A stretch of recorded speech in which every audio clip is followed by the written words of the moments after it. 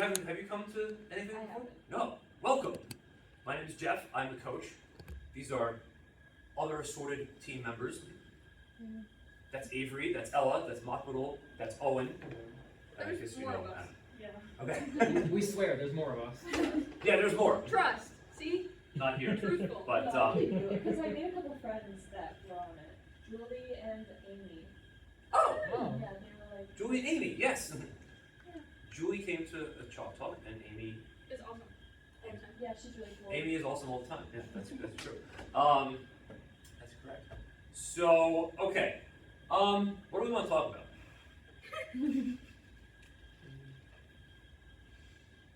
What's everyone's favorite color? Mine is blue. Okay, sound related. Oh, okay. That was weird. No? No one has any ideas? Maybe like starts. Fine, we're gonna make you Ella, what's your figure favorite out what color? we're gonna talk Blue? What's her?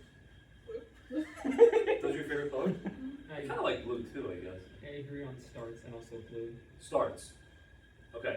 Uh, All right. Who wants to come up here and no? no. Oh no. Who wants to come up here and just explain what a race course is? Because we have two people here who, if we can talk about stars, we can talk about some stuff. But let's. I want to make sure that they kind of at least have a kind of a baseline of what we're discussing with that.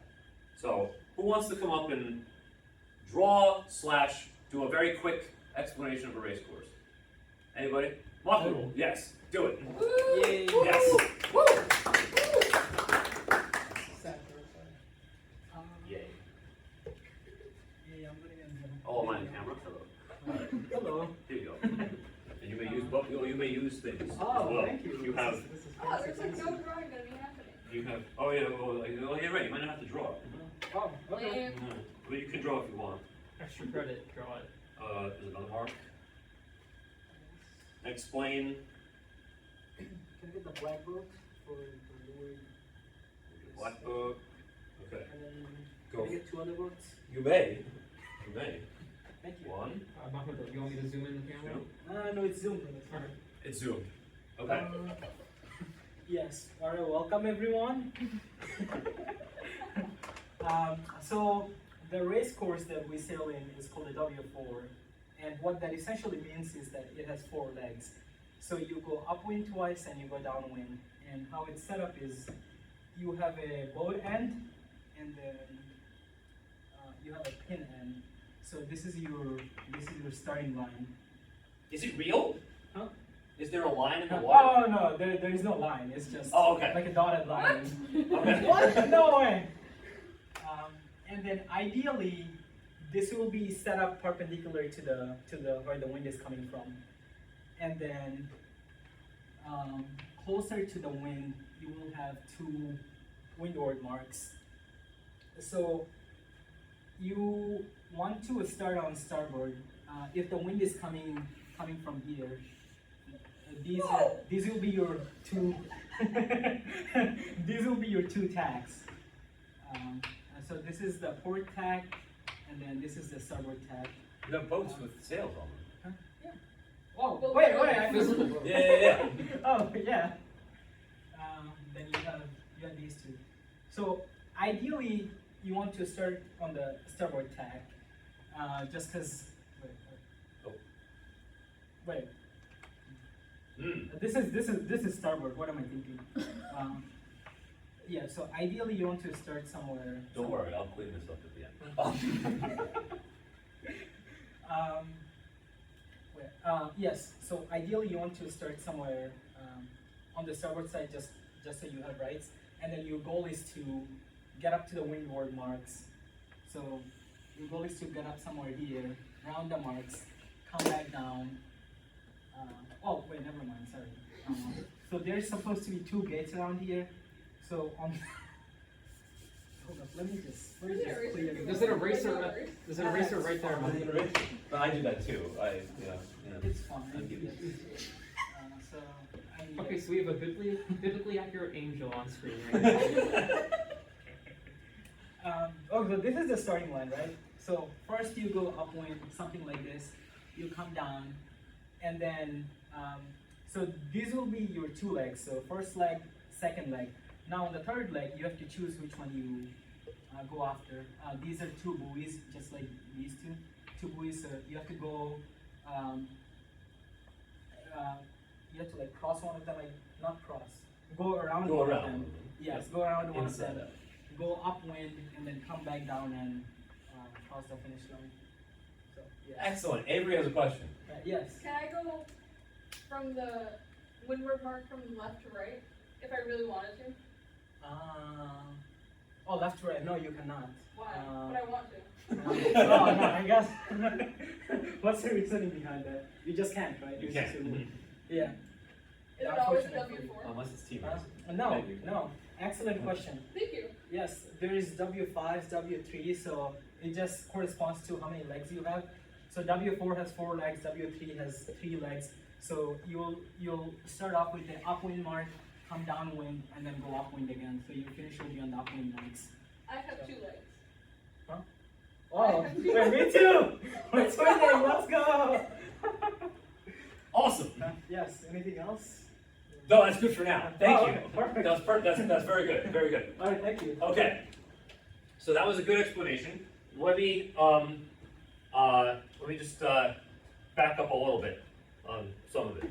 So yes, that is the accurate representation of what the course looks like and all of that. Let's just talk about a few little fundamental things so we're all on the same page on this. So we can leave this all here. Wind's coming from here. So let's just talk about, so I'm not going to mention a bunch of different terms and want to make sure that, you guys understand it, but also make sure that we're all here. I mean, hopefully all of us understand, all of you guys understand.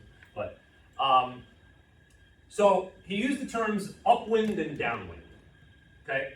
So, upwind and downwind. Upwind refers to sailing in the direction that the wind is coming from. Okay, and then so downwind is the opposite. So it would be sailing in the opposite direction that the wind is coming from. So if I'm in this example of having a race course, if I'm at the starting line and I'm trying to sail to these windward marks, windward just meaning more towards the wind, I need to sail upwind to get there, because those buoys are more towards the wind than where I currently am. Okay. One of the fundamental things of sailing, though, and which makes it different than other forms of boating, is that you cannot sail directly into the wind.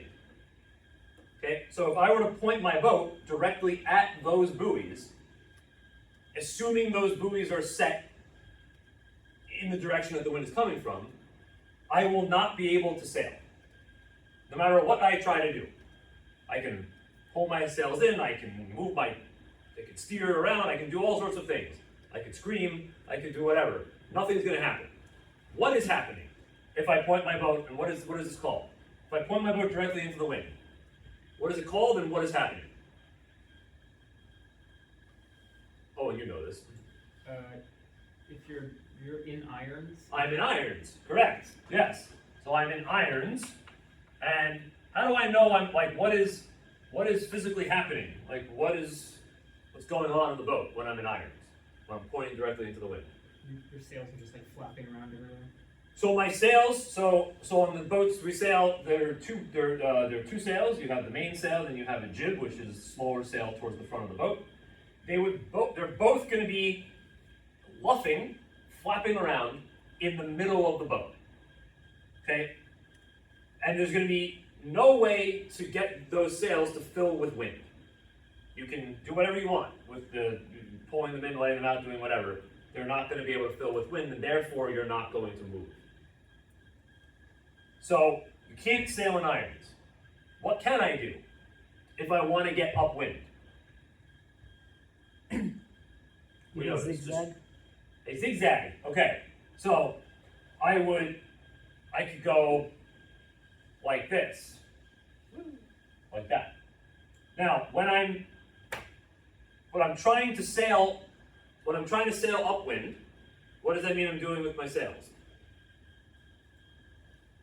Trimmed in all the way. I'm trimmed in all the way. So trimming just means pull in, right? So trim means pull in, ease means let out.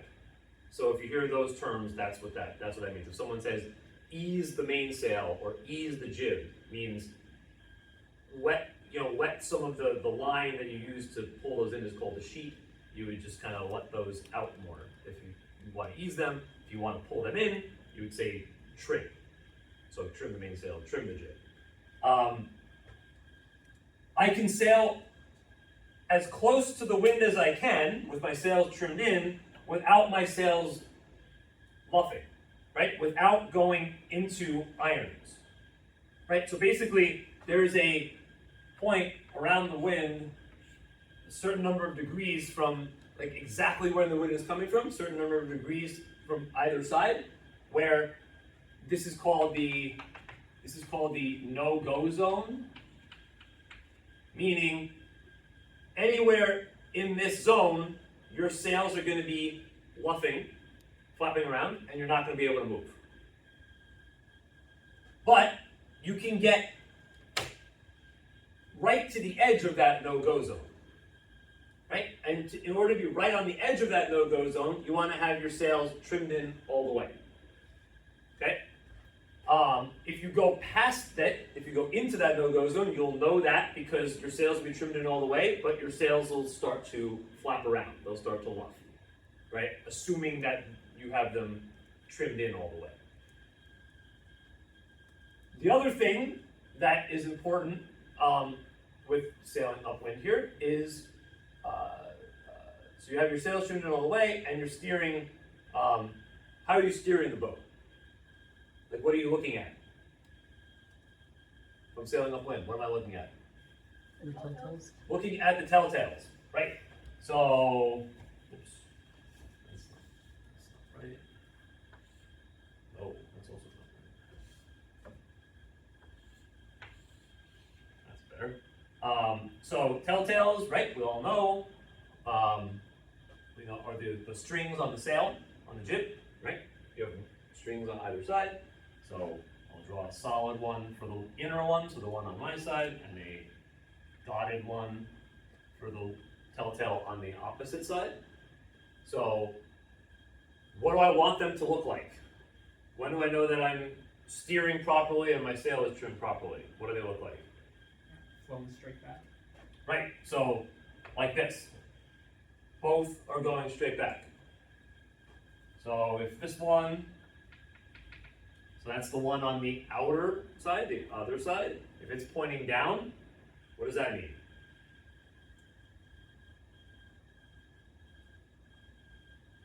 Your sail shape is not optimized. And, Correct. Exactly. And what do I do? you If I'm can- trying to sail upwind and my sail's already trimmed in all the way, what does this mean if my outer telltale is pointing down? So I can't trim it in anymore, Oh, right. right? I don't want to let it out Mhm.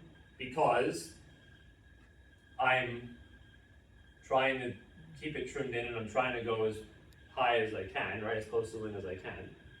So what's the other thing that could be the problem? You're not You're headed up enough. to the I'm not heading close enough to the wind. Yeah, so I think this is probably the most common issue with sailing upwind from a driving, from a skippering point of view, is heading down too much, right? So, and you will see that with, again, you've got to look at, so basically when you're driving the boat, you have to have your eyes glued to the telltales, particularly when you're sailing upwind. Right? Most of the time you should be looking at the telltales. And because that's telling you whether you're steering the boat optimally. If the outer telltale is pointing down, you need to head up. So you need to push the tiller towards the sail, head up until it goes parallel again, right? To the other one. Then you stop heading up. What happens if you keep heading up? What's going to happen to the telltales? What's it going to look like? Keep heading up. So if I keep heading up and I start to go kind of into that no-go zone, what's going to happen? The other one, yes, the inner one, will start to go crazy. What it'll do is it'll actually start to go up.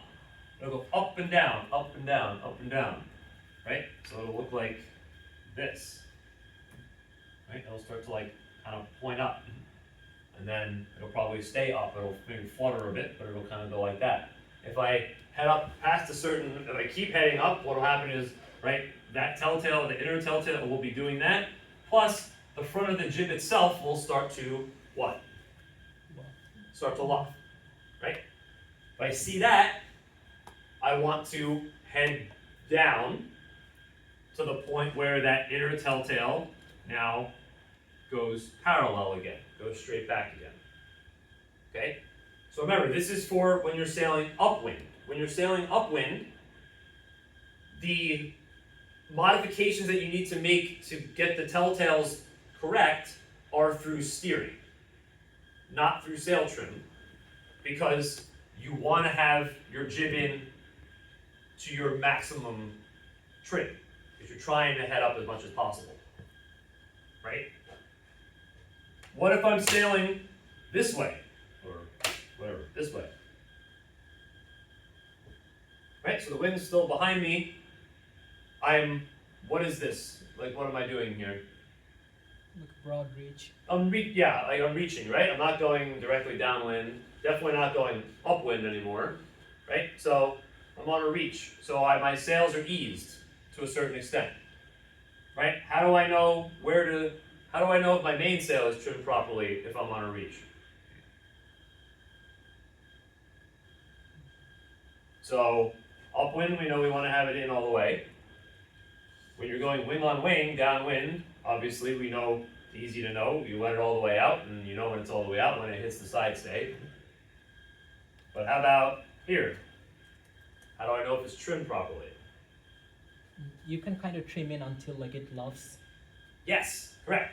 So I ease the sail out, ease the sail out, ease the sail out. This is for the mainsail, right? And I'm watching the front of the mainsail, kind of where it is on the mast, right? And maybe like a foot back from that. And I'm waiting for that to start to bubble in a bit, start to luff a little bit. I ease it until that happens, and then I trim it in just enough to make it stop luffing. And then I constantly test that, right? So I kind of do that, and then like maybe I ease it out again, see if, in another couple seconds, let it out a bit again, see if I can let it out more. Maybe the wind shifted, maybe I, changed where I was steering a little bit. Maybe I went a little farther, headed down a little more, meaning that I could ease it out a little more. But you're testing it, and what you're looking at is the mainsail luffing. If the mainsail is luffing, I need to trim it in, but I need to trim it in just enough to make it stop. No more than that. If I trim it in more, so like, if I had it trimmed in like here, okay, the sail's not gonna luff, right? So I'll look at it and I'll say like, all right, my sail's not luffing, but I'm over trimmed in this case, right? I could let it out more and it still won't be luffing, and the more I ease it without it luffing, the faster I'm gonna go, right? The more speed I'm gonna get. So one of the other things that I see sometimes with people who are learning and getting better with this is they're sailing downwind and they're not easing their sail enough, right? So you have your sail in like this. Two problems with this. Number one, you go slow. You're going slower than you could be going. The other problem is when the sail is too trimmed in on the downwind, it's very easy for the sail to accidentally jibe, right? So in this case, like if you have it over trimmed, if you head down a little bit, the sail will come. The sail will come over, and you have it. And I think Mako, you've definitely experienced this, right? I've seen this, right? And I think you've gotten a lot better with this. But this is something that you were kind of, I think struggling with a little bit in the beginning with the downwind sailing. Of you would be sometimes sailing downwind, and the sail would just keep driving, Right, yeah. right? It would be like, oh, why? And you're like, oh, like, why is it, why is it doing that? Yeah. Right? And most of the time, it's because it's just the sail is not eased enough. Right? Now, when it's lighter wind, it's hard because, well, when it's lighter wind, it's hard to go to go directly downwind to have the sail stay far out because there might not be enough pressure right from the wind to keep it out. So that's where it's key. You have the crew push the boom out, right? And sometimes when it's super light, it's actually better to kind of stay on a reach, right? It's easier to keep the sail out that way. You're also going to be going faster. And then kind of once you get more wind or more speed, you can kind of start to steer that down then. But let's go back to so mainsail trim on the reach. We talked about that. Ease it till it luffs, trim it until it stops luffing, keep testing it. The jib. How do I know if the jib is trimmed properly on the reach? So the points of sail, you have close hauled or upwind. That's this, where you're trying to get as close to the wind as possible, where the sails are trimmed in all the way.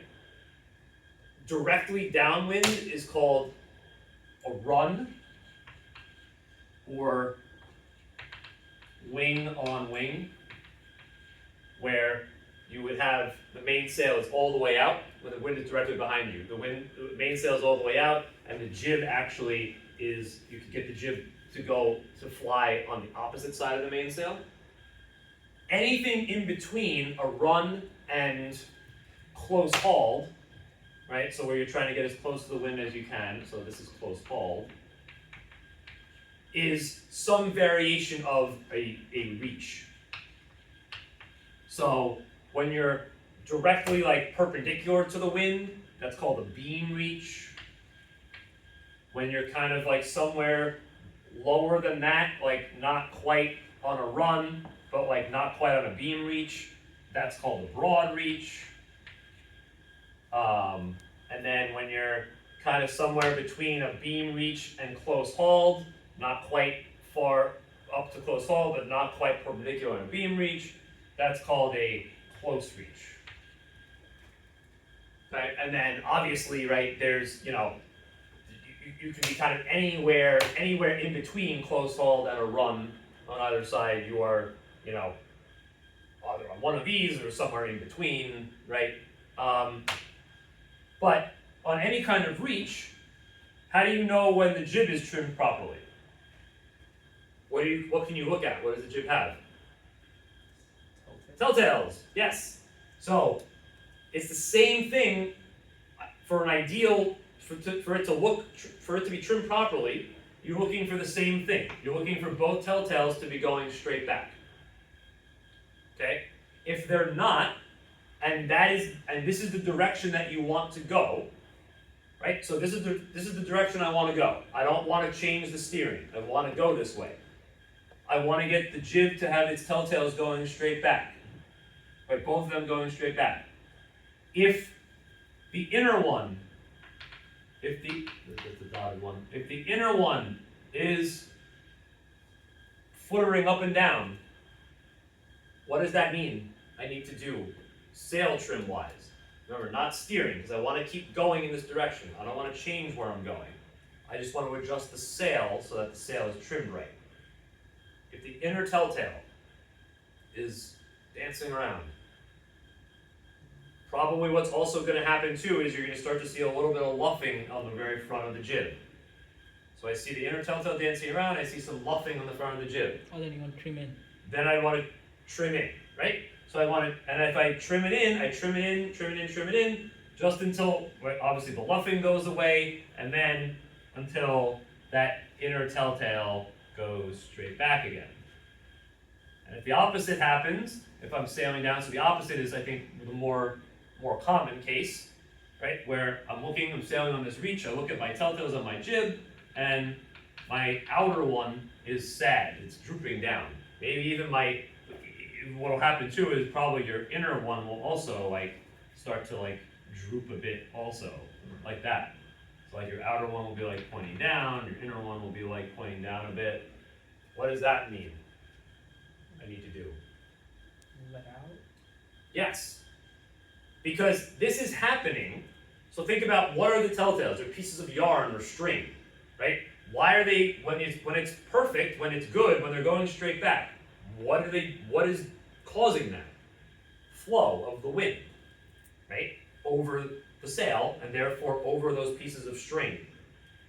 If they're just drooping down, and they're just kind of hanging there, that's because you don't have the flow of wind over them, right? So when it's like this, once I start easing my sail, I ease my sail enough to the point where, particularly, right, the one on the outer side, right, the more I ease it, the more it's going to be exposed to wind coming on the back side of the sail, and that's going to get it to go straight back. So, boom, boom. And once I ease it, and once they're both going straight back, I know that I'm trimmed properly. So, on the FJ, it's a little bit annoying, because if you're doing the reaching, particularly in light wind, right, you're sitting backwards as a crew. It's hard to like have a constant view of what's going on with the jib telltales. So that's why it's important, right, for the skipper to be looking at that. And if the skipper sees, oh, like the sail can be eased more, to let the crew know, hey, you know, like ease it out a bit, and then get it so that that outer telltale is going straight back. I don't know if I've ever looked for telltales on a reach before. It's hard because like you're holding it out. It is awkward, yeah. Because you're like holding it out also, like you're like leaning over the boat. So it's actually like much easier for the skipper to be looking at it and then communicating whether it needs to come in or out. 420 I guess is a little easier, and then obviously like if you're just sailing along and there's more wind and you're on the side of the boat and you're looking forward, you know, then you can obviously, as a crew, you can see it better. Marco, you look like you were in thought before. Yes, I do have a quick question. Go for it. How much? I mean, how much more efficient is it really to A lot. look at the? What? No, I mean, to look at the telltales instead of just feeling it that like whether it's full or not. Because so far I've only been going based off. I've never looked at telltales downwind. I've just been going based off of like whether it's full or not. So I mean, I just tell my crew to let it out until it luffs and then trim it back in a bit. Yeah, then I mean that'll get you like pretty darn close. Okay, Yes. Yeah, that'll get you pretty darn close. but then you can still optimize it with the. But you can telltales. still probably optimize it a little bit more by looking at and I think it's more of the probably on the end of whether it's over trimmed or not. Right? Because I think it could feel full, but it could still feel full if it's slightly over trimmed. Right? So I think it's really important to be looking at that outer telltale and making sure that that outer telltale is streaming straight back and not starting to point down. But yes, I think, but you know, making sure that it's not luffing and making sure that it feels like you actually have pressure in it, that's gonna, you know, that gets you 90% there, absolutely.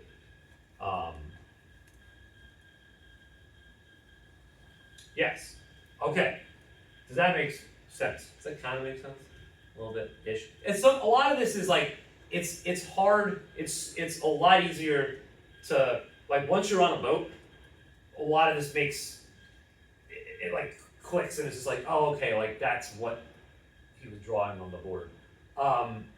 So it's good to, at least for now, like it's definitely good to the terminology and then and at least, you know, but you go on a boat, like you know what the telltales, where they are, like what they should look like. But yeah, once you're on a boat, it becomes a little less abstract. Right. The other thing that Makoto mentioned, and let's talk about this. So, because he got a little confused initially. Yeah, I did. Only a little. But let's Just a just tiny bit. make sure that we all understand this. So, basically, the sails can be on one side of the boat or the other. So you have you have a right side of the boat and a left side of the boat. In sailing, because we have to make things complicated, we don't call it right and left. We call it what? Port and starboard. Port and starboard.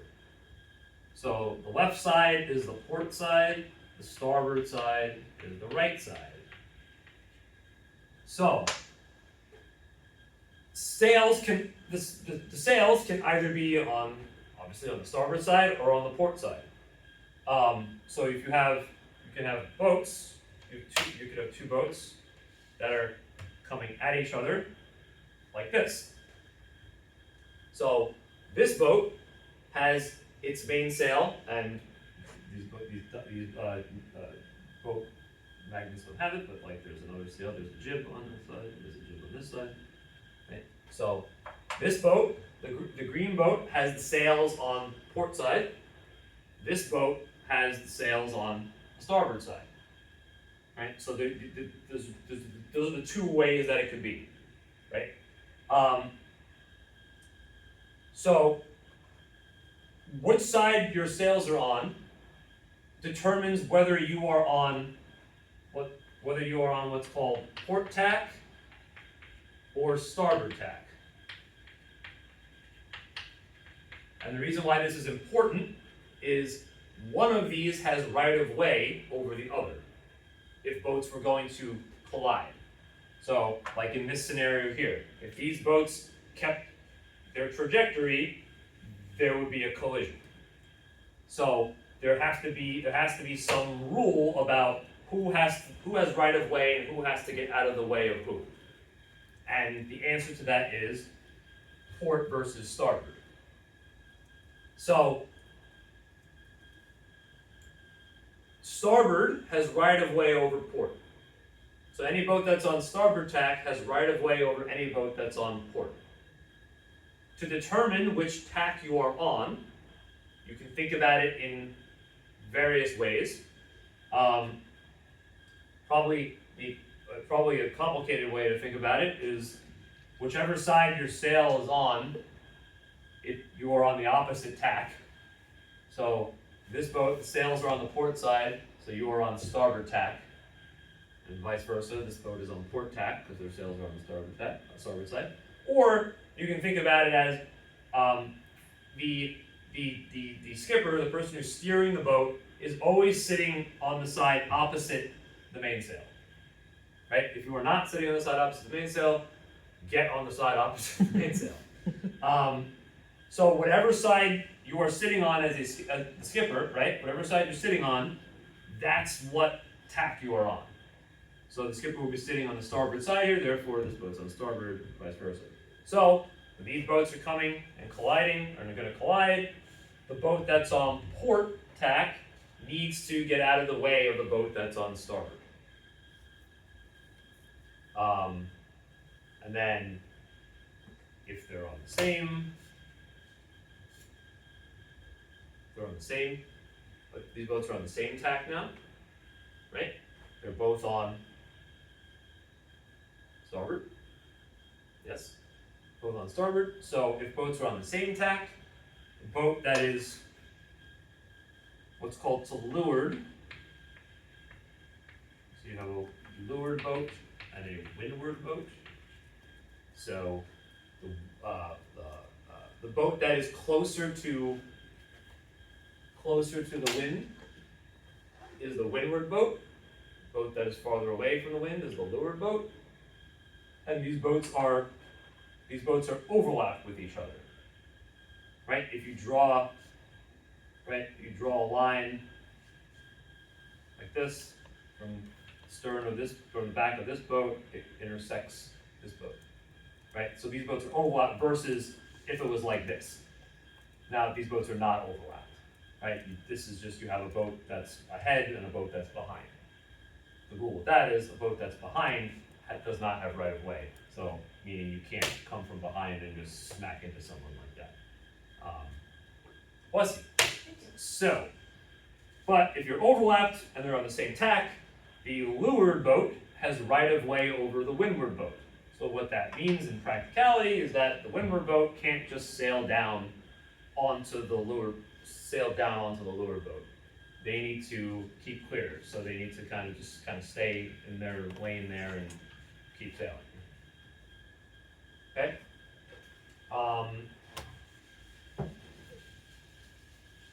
Okay, let's do something rules-wise, more advanced here.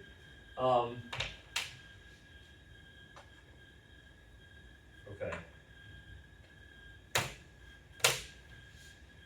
Okay, here we go. Windward mark. This boat. Yellow boat, tacks in here.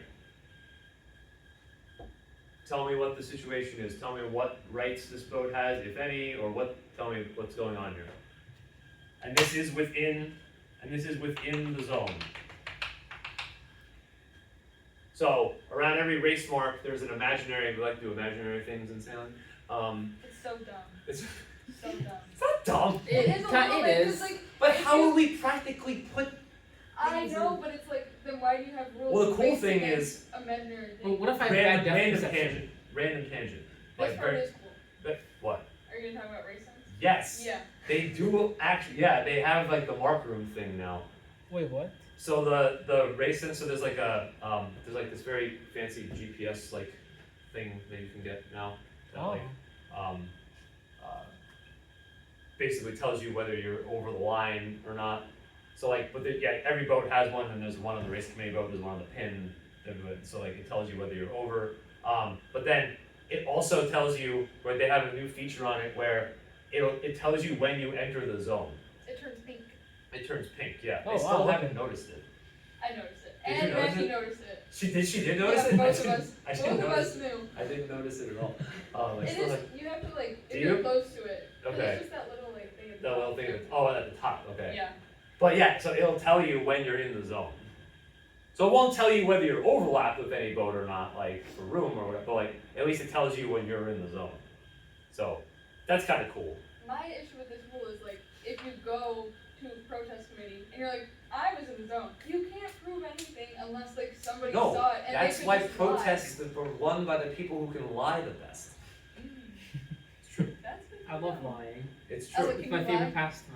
I say as I lie. I mean, that's really what it is. And It's like, don't- because everybody's lying. We're all going to protest Because committees. most likely in a protest, everybody's lying, so who can lie the best? And also I never like, thought about Who it like knows the this rules before. of? and it's also who knows the rules. Because you gotta know So how to Ella's got lie that. to men. So basically, like, Oh, if you that's have a the very rules. strong, yeah, and the biggest thing too is consistency. So like when you're giving your, like whatever you write out of the protest form, and then however you explain it, like, as long as, if you're very consistent with it, then you will likely be good.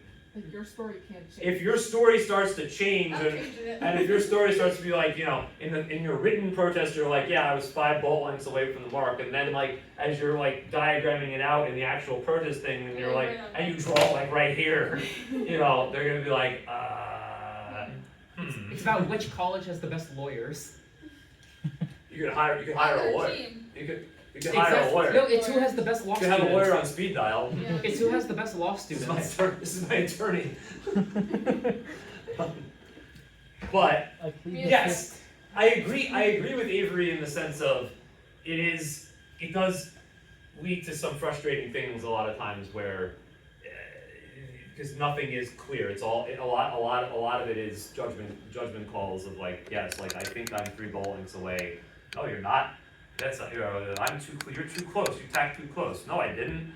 I had to move. Did you? I don't think you did. The whole thing. You just end every argument with nuh-uh. Exactly. You could do that. You could do that. As you should, I think. As you should. I think you should. But okay, so this happens in the zone. Okay? Tell me just tell me, talk. Tell me what's happening here. What are the limitations on, so this boat wants to tack in here. Tell me what is happening. Was there overlap when they entered the zone? They are, good question. I'll throw that back at you. Are these boats overlapped right now?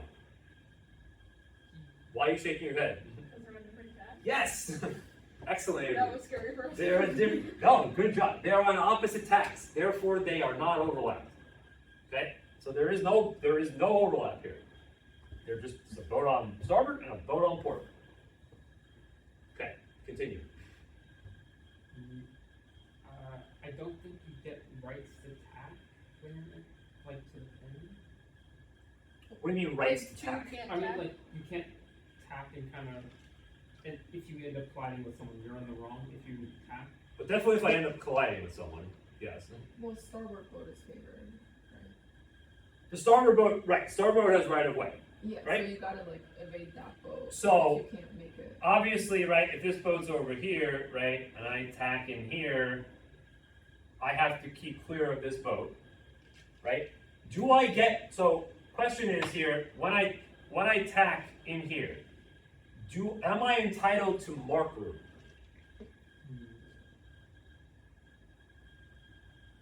No. No, because The open- I Tacked Is into it the overlap? because I tacked in the zone. Yeah. What can I not do here in order to get around the mark? Or when am I okay? Like if I tacked in here, how would this have to play out for me to get out of this not fouling anybody? If you can make the mark. If I can make the mark without doing what? affecting three. To the point of what? Making three do what? Going Do off it their tack. proper course. Sort of going where? Above, The mark. nope, well, above close haul. So, meaning, if green, starboard, right, they're right on the ley line. Right, so they're close hauled. If they head up any more than this, they're gonna start to go past close haul. They're gonna start to go into the no-go zone. Right? This boat tacks in here. Right? In order for them to get around the mark as they head up, they're making this boat head up to avoid them, and this boat is going above close hauled.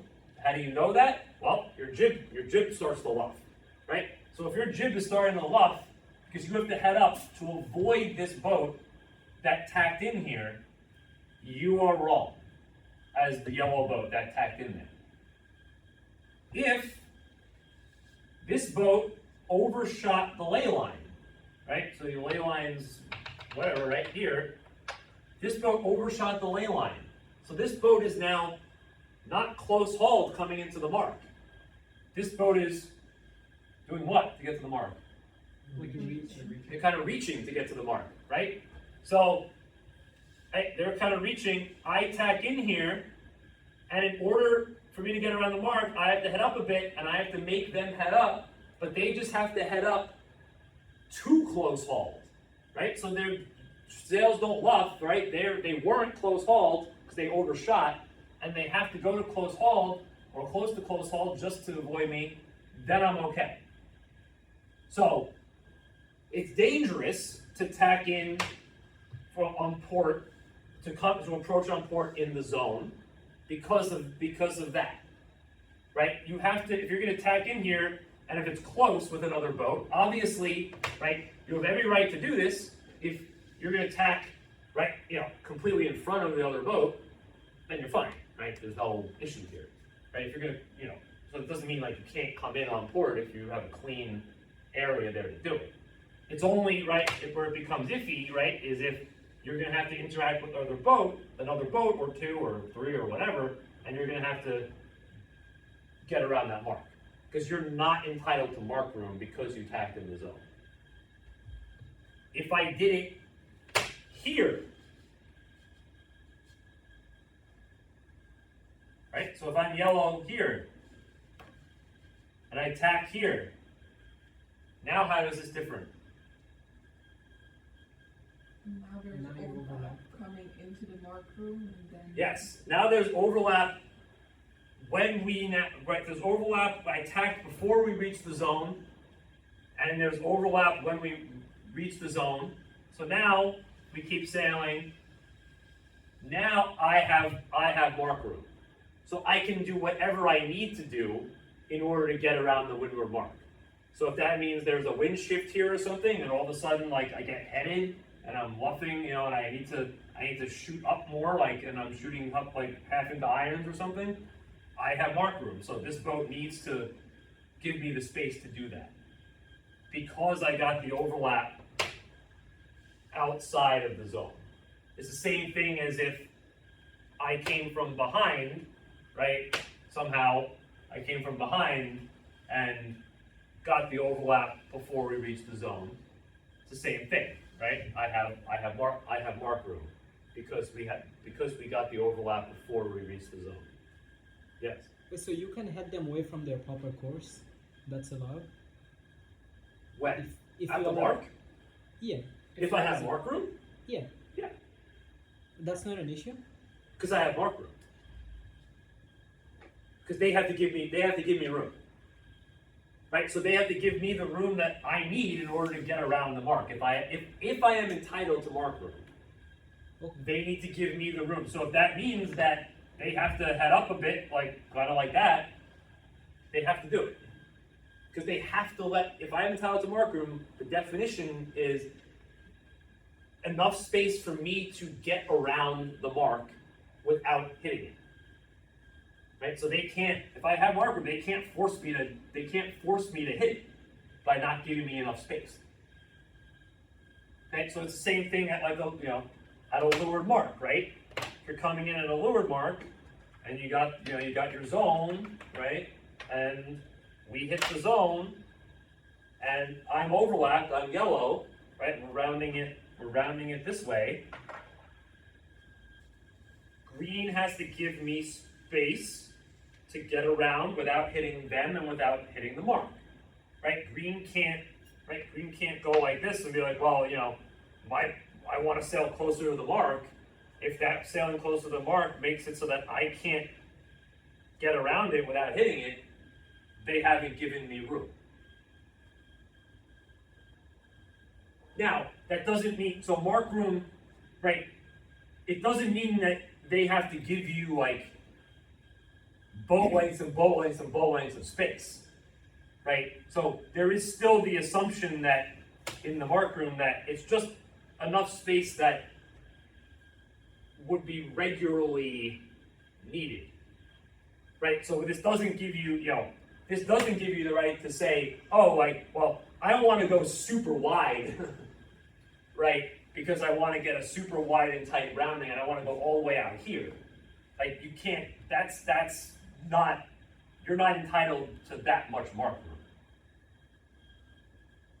Right? So if you're entitled to mark room, what this does, like I said, it does not allow you to go as wide as you want.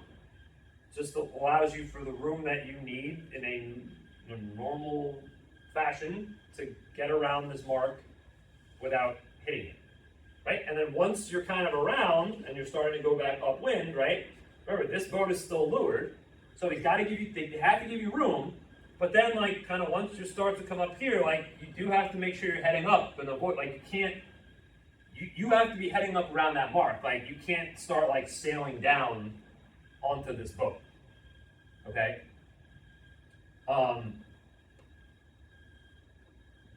Does that make sense? Yes. Okay. So what's interesting is, so at a gate, right? So at a leeward gate. So normally, if you just have one leeward mark, right?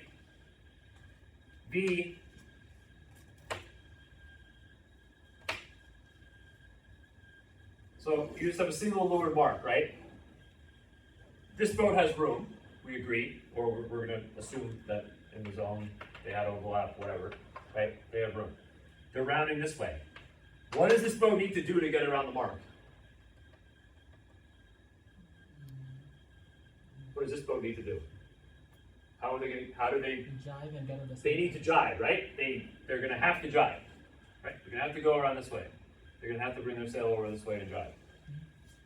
Now, if you have, so at a single leeward mark, if you have to jibe to get around the mark, you are entitled to sail, you are entitled to the room that you need to sail your proper course. What's your proper course? Jiving then. Right? And proper course out of leeward mark rounding would be probably to do what? Head up. Well, yeah, definitely head up, but like go a little wide, right? To get that wide, to be able to get a wide and come in, come approach wide and then get your tight rounding, right? So if you need to jibe at a single leeward mark, you are entitled to enough room from the boat that's outside to go a bit wide, to get a wide and tight rounding, right? Again, not entitled to go out 6 boat lengths, but enough to, they need to give you room to jibe and to sail your proper course. If you're both on the same tack and neither of you have to jibe, then they just have to give you enough room to get around. They don't have to give you the proper course. They don't have to allow you to kind of come wide. Okay, so this is for a single leeward mark. Most of the time, we're sailing with a gate, right?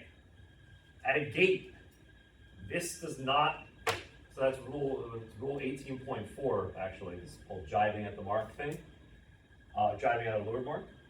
So, right, your gate's here, right? So you can either go this way or this way. So, at a gate, rule 18.4 is turned off, doesn't exist. What does that mean? What it means is, this boat, technically, they wanted to, could just keep sailing this way and could go to the other gate mark. Now, that doesn't happen, right? So why doesn't that happen? Because it would be silly. There's also probably a lot of traffic here, right? So, Sorry. no, you're all good. Thank Okay. you. Yeah, thanks. That's probably not going to happen here, right? Because why would you want to, if you have room at this mark, right? Like, why would you want to go to the other one? But what this means here is that if you're at a gate, you can take this as far wide as you want. This isn't even like there's no proper course even here. Like you could, if you want, like you could push this boat out even farther, and then jibe here. Why is this so? This is used a lot, right? So 18.4, that jibing at the mark thing is turned off at a gate. It's also turned off in team racing. That's why in team racing, right, at like Mark 3, like that first leeward mark, that's why you can do a mark trap, right? So that's why if someone comes in here, you're on starboard, you're sitting here waiting for this boat has to jibe. That's why you can take this boat out to wherever, Timbuktu, right? Because there is no rule 18.4. You don't have to jibe at the mark. You can take them wherever you want. But it is also something that applies at a gate. Again, it's kind of one of those things that's like, it's a rule, and that rule is turned off at the gate. For practical purposes in fleet racing though, it doesn't really change the game that much, right? Because again, if you're this boat here on the inside, you're trying to get around the course as fast as possible, right? You're probably not trying to play footsie with these boats still around here and like spend more time than you have to and sail extra distance. You want to get around this mark as quickly as you can and start sailing upwind.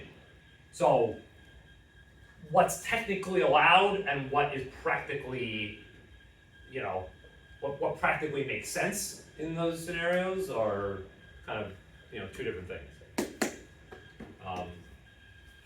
Yeah. What? Is that not good? What? It's like you wait. One way and one of the Yeah, other. of course.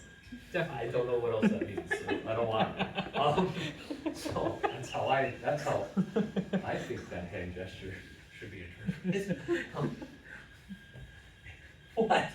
I don't know how else to interpret that. I mean, I guess I can figure it out. But yeah, I guess I kind of have an idea. All right. We won't go It's there. not bad.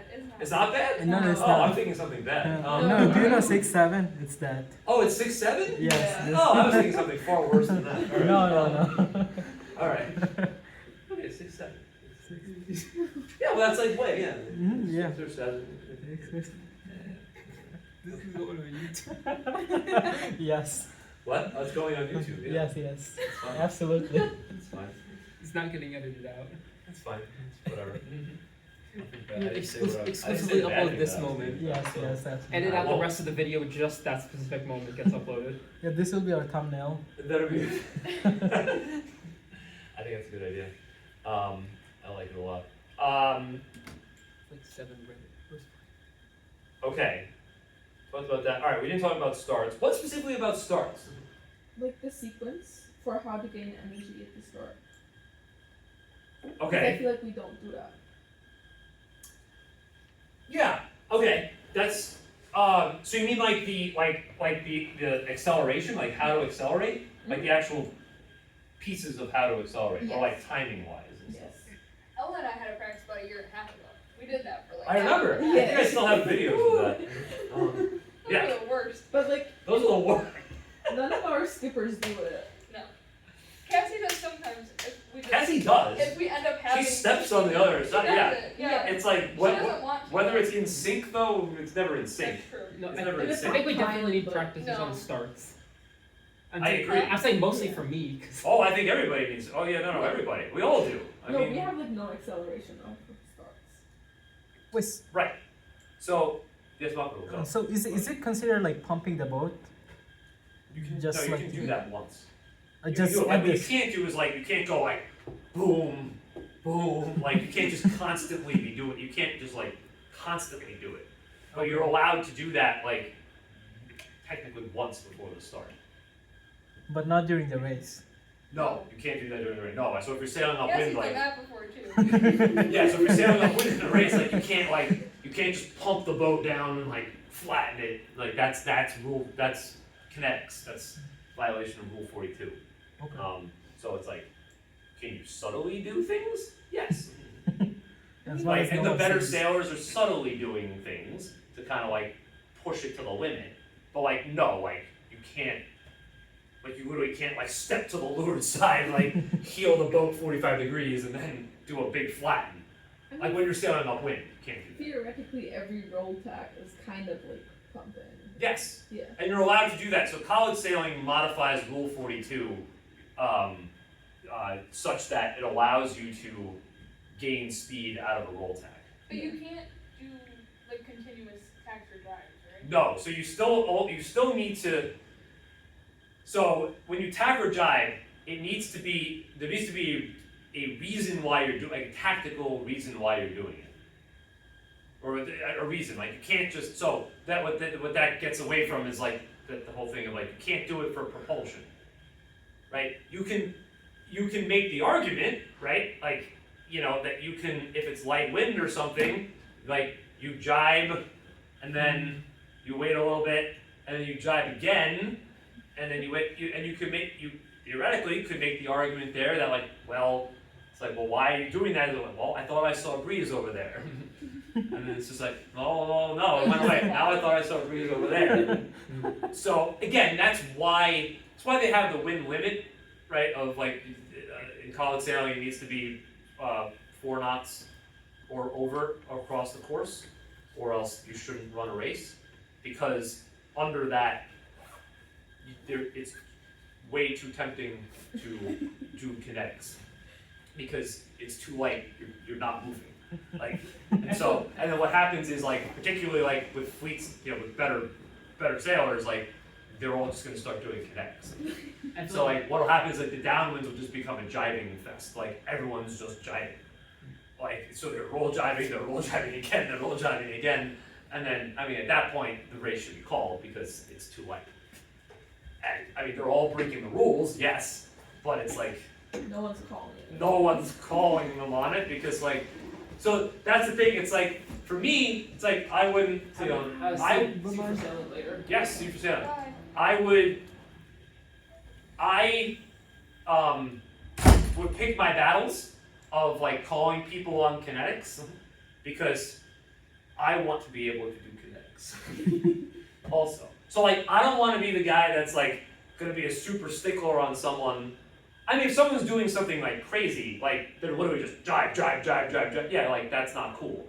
But like, if it's something that's like borderline, like I'm not gonna be the one that's gonna like, you know, call them out on it because I want them to be cool with it if I kind of push the limit a little bit. Same thing with like a rules thing, right?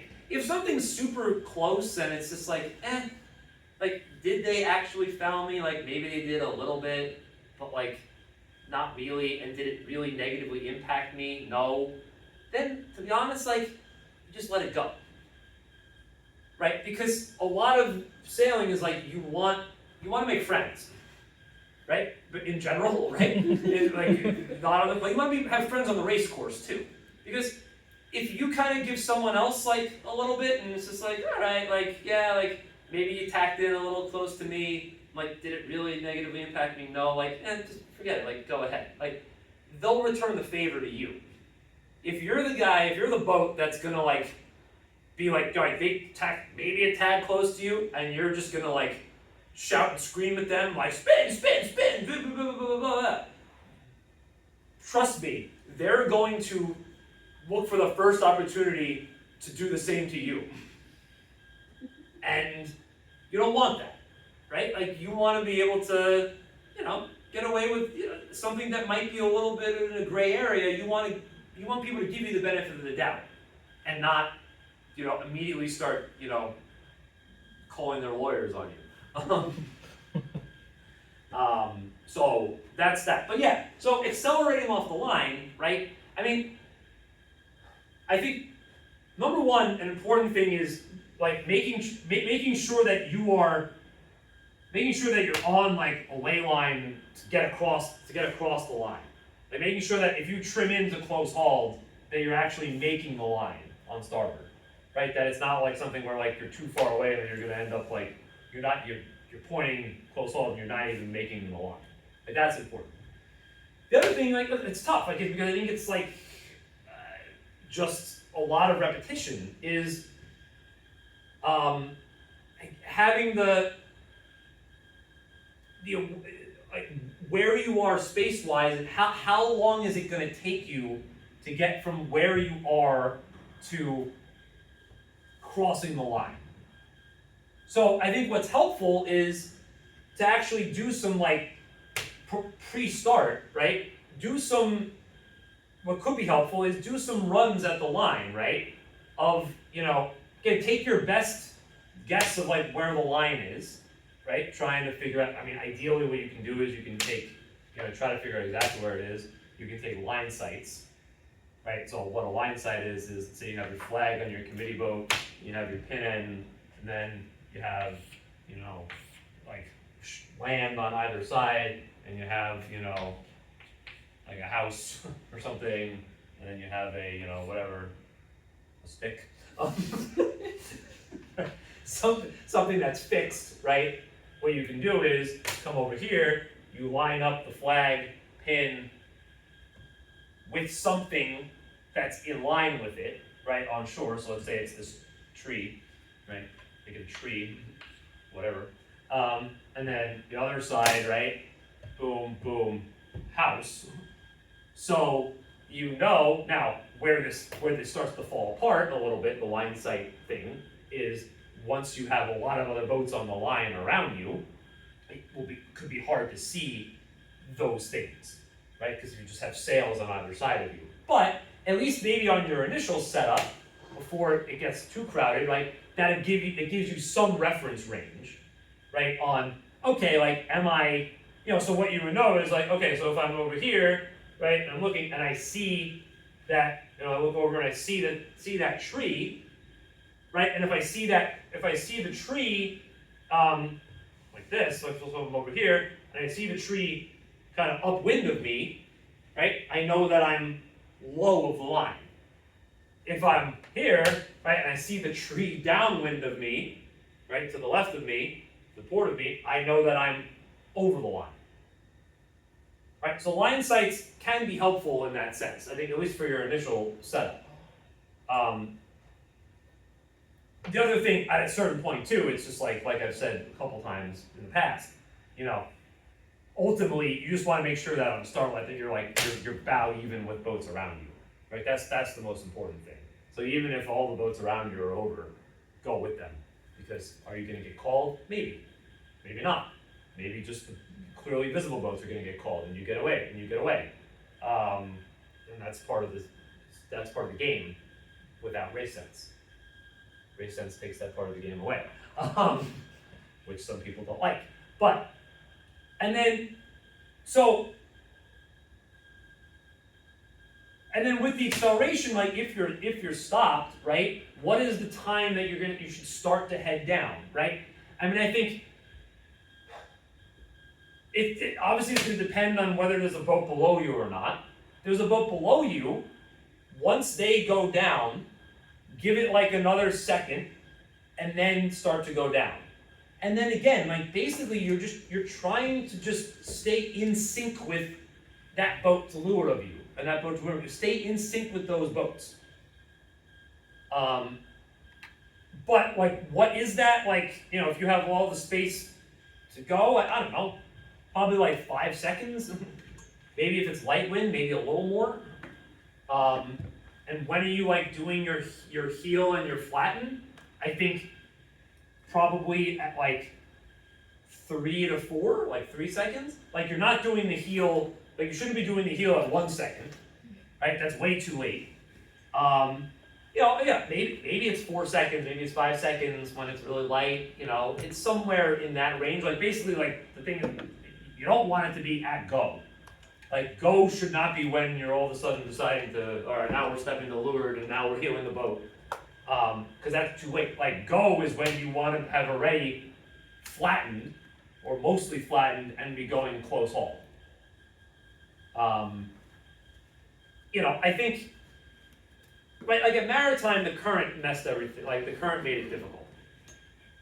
I think to get for the start. So I think like because we were not the only ones that were low on the line for a lot of those. The current and the waves. And the waves too, right? Because the waves make it hard to like also stay exactly on the line. Right. So I think, but again, like I think you should be, you know, at least even if you don't have the line sights, right? Like you should be able to, like notice like when you're low, Oh yeah, definitely. right? And it's like, and if you're low, you know, trim in a bit and just like get closer, until you are like 100% sure that you're getting too close. But I think, yeah, because I think like at Maritime there was a lot of opportunity to, you know, be kind of on the line when almost the entire fleet was